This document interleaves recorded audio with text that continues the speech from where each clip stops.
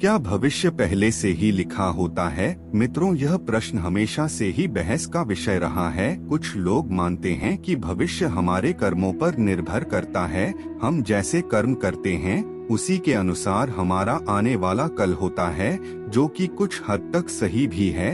तो मित्रों, नमस्कार और स्वागत है आप सभी का हमारे चैनल सुंदर नाथ की महिमा पर। आज हम पौराणिक कथाओं से यह जानने की कोशिश करेंगे कि क्या वाकई भविष्य पहले से तय होता है या फिर वह कर्म हैं जो हमारे भविष्य की धारा को तय करते हैं। मित्रों, आकाशवाणी हुई थी कि देवकी का 8वां पुत्र कंस का वध करेगा।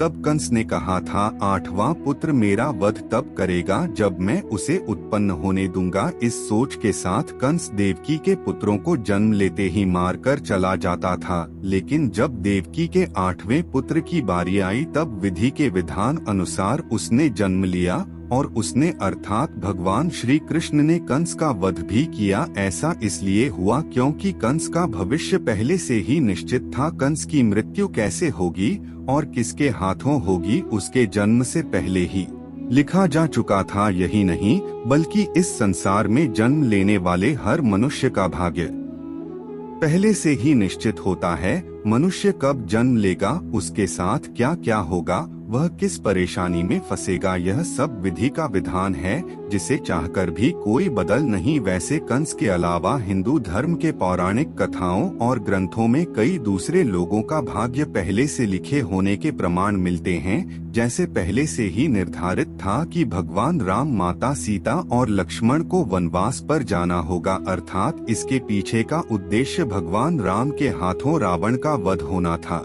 अगर केकई मंत्रा के बहकावे में ना आती तो ना भरत को सिंहासन मिलता और ना ही भगवान राम की पत्नी सीता और लक्ष्मण के साथ वनवास पर जाते। और आप सोचिए, अगर ऐसा नहीं हुआ होता तो भगवान राम के हाथों लंकापति रावण का वध कैसे हुआ होता। वैसे ही संसार में भगवान पहले ही सबका भविष्य लिख चुके हैं। हम सिर्फ इस नाटक के छोटे से पात्र हैं जिनका किसी न किसी उद्देश्य से इस संसार में जन्म हुआ है।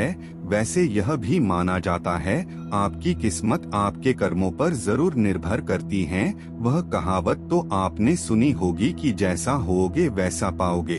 अगर आप अच्छे कर्म करते हैं तो आपके साथ अच्छा ही होता है, लेकिन अगर आप अपने जीवन में हमेशा बुरा किया है तो आपकी किस्मत बुरी ही होगी, अर्थात आपका आने वाला भविष्य आपके कर्मों की तरह बुरा ही होगा। क्योंकि जिसने जिंदगी भर बबूल के पेड़ रूपी बुरे कर्म की हैं, उसे आम रूपी अच्छे फल कैसे मिल सकते हैं। इसलिए हमारे शास्त्रों में हमेशा अच्छे कर्म करने की बात कही गई है, क्योंकि यह कर्म ही है जो हमें जन्म और मृत्यु के बाहर निकाल सकते हैं। वरना बुरे कर्म करने वाले लोगों भगवान के चरणों में भी स्थान नहीं मिलता है। यही नहीं, तुलसीदास जी ने अपनी एक चौपाई में लिखा है कि कर्म ही प्रधान है, जो जिस तरह का कर्म करता है उसे वैसा ही फल मिलता है।